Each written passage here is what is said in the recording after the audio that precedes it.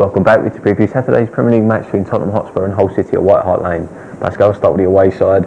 She's really struggling at the moment. Last time out, such a poor result against Burnley. Yeah, it was a massive game for them. Coming into these last two fixtures, they go to Spurs here and then they host Man United on the last day of the season. So they knew the last two games were going to be very tough for them. And that home game against Burnley, who were all but down, Burnley won the game and still were relegated. So it just shows, Burnley, they knew going into that their chances of staying up were so slim. And for Hull not to be able to win that game, very, very disappointing for them because, like I say, it was a massive game if they were going to have any chance of staying up. If they had won the game, they would be out of the bottom three, but as it is, they are in the bottom three. And when you look at the game, not being able to score against a side like Burnley, that's very, very disappointing. They were a bit unlucky. Robbie Brady had those two free kicks cannoned off the bar. The first one sort of top of the bar, but the second one was fantastic. So unlucky that it didn't just, it was like, if it had been an inch lower, that was in the net. So that was unfortunate. And then you look at Burnley's goal, on another day, there was sort of a bit of pinball, sort of penalty box pinball. It sort of went around for a bit. George Boyd did well to keep the ball in, then came into the box, and the ball could have easily broken a different way, but as it was, fell straight to Ings, who,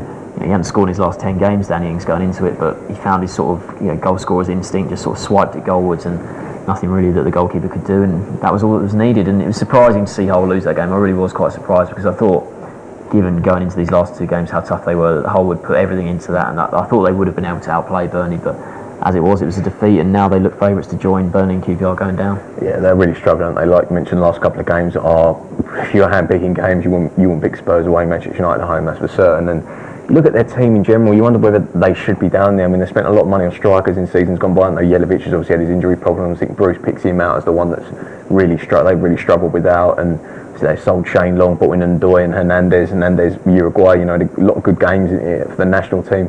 Hasn't really done it. And Ndoye's done okay. He's got a couple of goals at Palace, didn't he, a couple of weeks ago, but does miss chances. Huddleston and Livermore in midfield, you look at that and you're thinking, should they really be down there? Got some decent players. I think Snodgrass was the main one, wasn't he? Put injured on his first appearance. I think he's a cracking player, isn't he? He's got a lot about him in wide areas. You fancy his creation. They are missing that. Ramirez is going to miss the last couple of games. Not sure he's done too much this season, has injury problems, but he's a decent player as well, and he's the type of player like Snodgrass in these games. You need someone to open the defence. They can do that, but you just wonder whether they really should be down where they are. Like I mentioned, Steve Bruce has got a lot of praise, rightly so, but at the back, players like Dawson, Bruce, they've got some decent players back there, but squad as a whole, should they really be down there? I'm not sure, but like you mentioned, they are the favourites to go down now with Burnley and QPR. Yeah, they're 2 points from safety, aren't they? And I think they'll be glad to be kicking off, Saturday 3 p.m. The early game involves Aston Villa, who are sort of 4 points clear of them, so that result won't affect their safety. But had they been playing on Sunday or Monday, they could already be down, depending on how results go. So I think they'll be glad to be playing at 3 o'clock, and they'll probably hope that their fans, in the corner of the ground, they'll be checking their phones, trying to see how the other teams are getting on, and hopefully they'll hear their fans cheering, and that'll give them a lift at the stadium. But I think there's certainly a couple of stats which don't really bode too well for Hull. They've actually never won a Premier League game in May, and you'd say they probably need to win this. A point might be enough if they then beat Man United on the final day of the season, but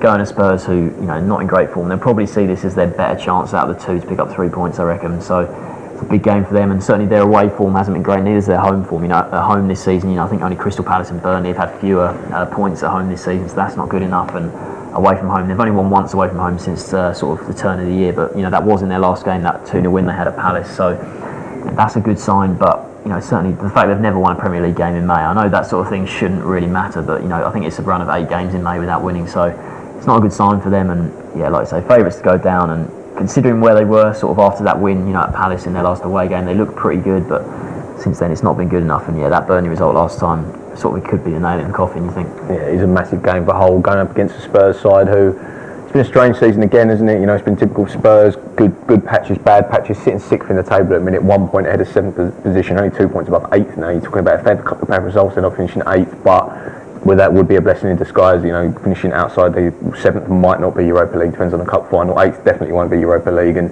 you wonder whether they really want to be in that. I mean, they did okay this season. I think it went out to Fiorentina, I think it was in there. They made a good challenge of it, but last time they against Stoke was just so poor. To get beat 3-0 there. Stoke have been okay at home this season. They haven't been great by any means, but to get beat 3-0 and comfortably as well, a couple of poor mistakes. I think Kiraker's got himself sent off, didn't he? And just at the back, you just wonder whether this.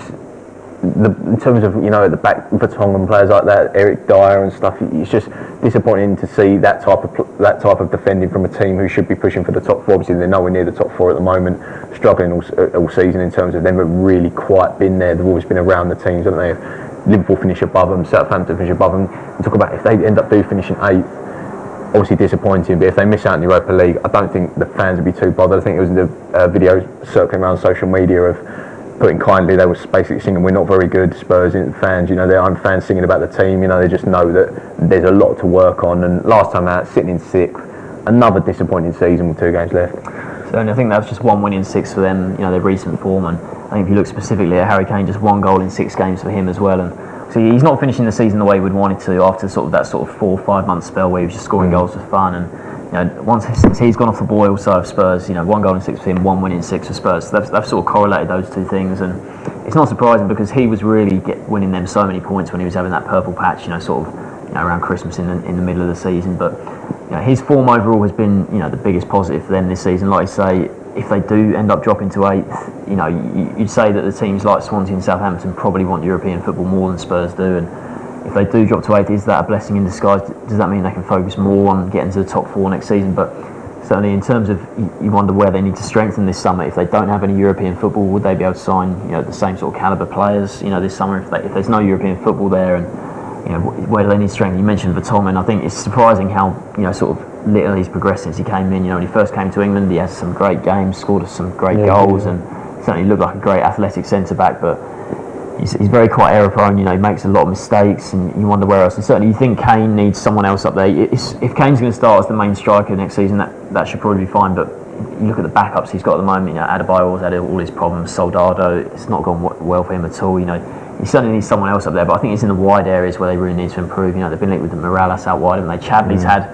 Chadley scored quite a lot of goals this season, but is he enough of a creator? He's scored some decent goals, but you wonder if he can pick a pass as well. Eriksen's a great player in the middle, but I think they need more out wide.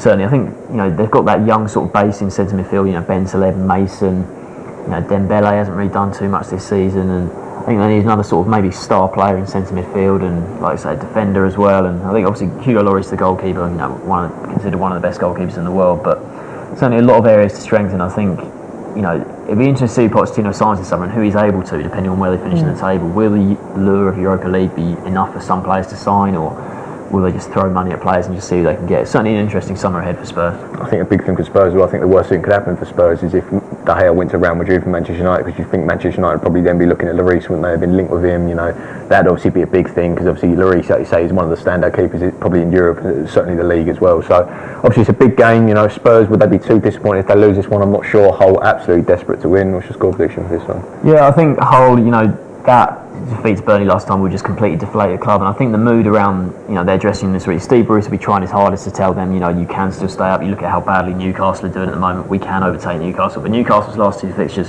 certainly a lot easier than Hull's are. So I think Hull, they might. I think even though some players won't admit it, or they'll try to sort of put off these thoughts, I think they'll probably think this could be it. We're down. So I think Spurs are just going to come out on top here. I'm going to go for 2-0 Spurs win. 2-0. You expect Spurs, obviously, they will enter as the favourites, certainly with the bookmakers and stuff, but you just wonder whether the desire to really win is really there with Spurs, and I think that might play into Hull's hands. So imagine going to back a 1-1 in this one, I can see Hull getting something out of the game. So you've got 1 Spurs win and a 1-1 draw. Thanks for joining us.